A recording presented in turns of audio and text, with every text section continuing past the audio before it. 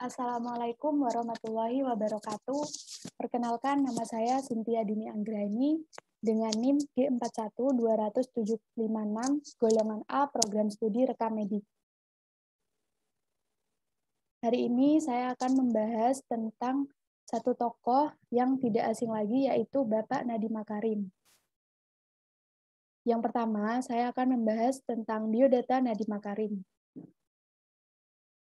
Nadiem Makarim atau Nadiem Anwar Makarim lahir di Singapura tanggal 4 Juli 1984, berkebangsaan Indonesia dan memiliki pasangan yang bernama Franka Franklin. Nadiem Makarim saat ini berprofesi sebagai Menteri Pendidikan dan Kebudayaan Kabinet Indonesia Maju Pemerintahan Presiden Jokowi dan merupakan pendiri Gojek di Indonesia.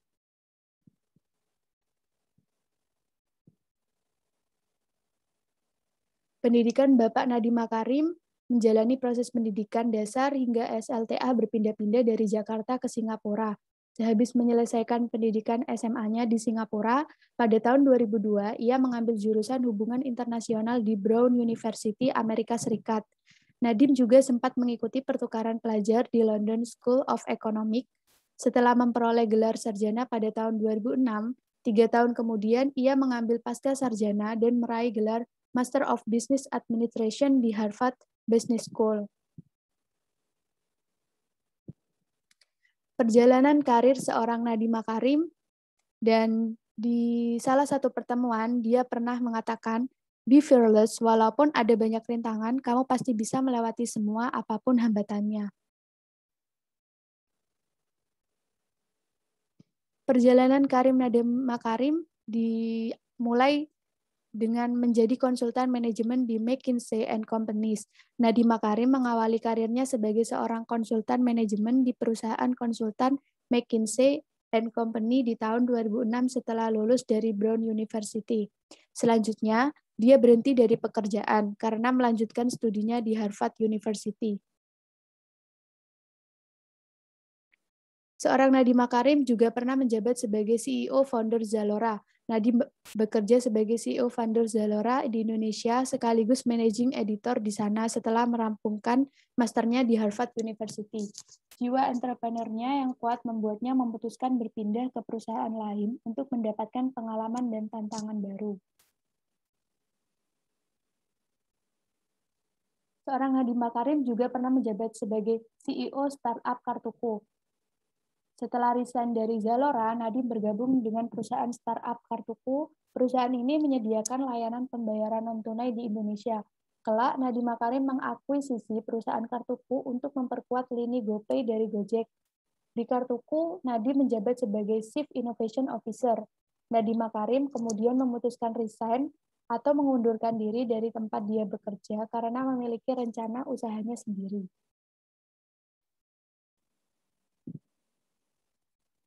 Selanjutnya, karir seorang Nadiem Makarim dilanjutkan dengan mendirikan sebuah perusahaan startup yang bernama Gojek.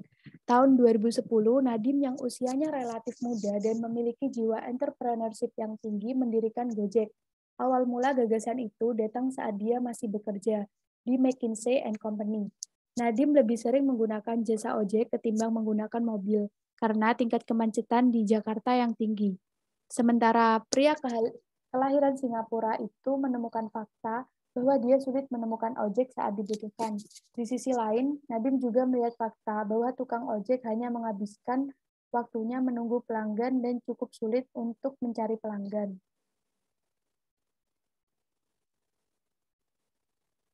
Saat mendirikan Gojek, Nadiem melihat ada masalah supply and demand yang menurutnya tidak sesuai dari dua fakta itu. Sehingga dengan mendirikan Gojek yang bisa menjadi problem solving untuk masalah itu. Awal mula berdirinya Gojek, Nadiem Makarim menggunakan garasi mobilnya sebagai kantor pertama Gojek yang beralamat di Jalan Kerinci, Jakarta Selatan.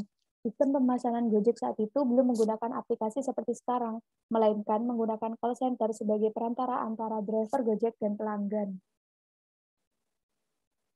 Dalam membangun sebuah perusahaan tidaklah mudah, dan seorang Nadiem Makarim mendapatkan suntikan dana untuk mengembangkan perusahaannya itu dan merintis usahanya lambat laun membuahkan hasil. Pada tahun 2014, dia mendapatkan suntikan dana dari North Star Group, sebuah perusahaan investasi asal Singapura, untuk mengembangkan Gojek. Perusahaan lain yang ikut menyuntikkan dana di Gojek yakni Redmart Limited and Simplistic Pta Ltd. Setelah melihat perkembangan positif dari usaha yang dibangun oleh Bapak Nadiem Makarim. Gojek memupuk sukses. Nadiem Makarim sebagai CEO Gojek banyak dicari.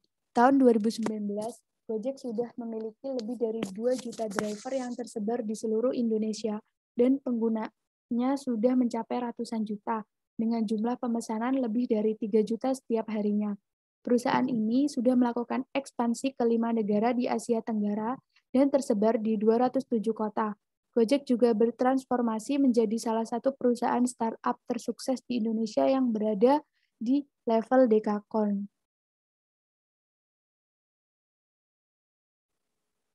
Setelah mendirikan Gojek, menjadi salah satu pengusaha tersukses di Indonesia, rupanya tidak begitu saja membuat Nadiem puas. Pada bulan Oktober 2019, Nadiem mengundurkan diri sebagai CEO Gojek. Perusahaan yang sudah bertahun-tahun dia bangun, meski sudah mundur, Nadiem Makarim masih memiliki saham sekitar 4,81%. Selanjutnya, Nadiem Makarim yang memeluk agama Islam ini ditunjuk oleh Presiden Joko Widodo menjabat sebagai Menteri Pendidikan dan Kebudayaan pada Kabinet Indonesia Maju tahun 2019 sampai 2024. Dia menjadi menteri termuda di dalam kabinet itu.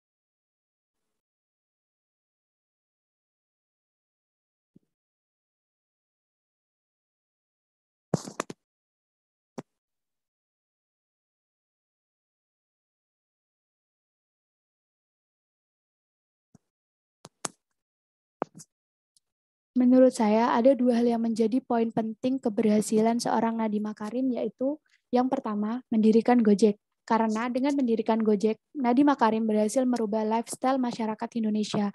Dengan berdirinya Gojek, bisa meningkatkan penghasilan dan pengeluaran mitra pengemudi dan kesejahteraan keluarga. Kualitas hidup mitra pengemudi juga meningkat. Gojek juga mendukung UMKM Go Online. Dan Gojek membuka akses pasar, mendorong penggunaan teknologi, dan meningkatkan aset usaha. Yang kedua, Nadiem Makarim berhasil menjadi Menteri Pendidikan dan Kebudayaan, yang menurut saya bisa berpengaruh bagi pendidikan di Indonesia karena sosok seorang Nadiem Makarim yang memiliki pemikiran milenial bisa menciptakan suatu hal besar bagi pendidikan di Indonesia.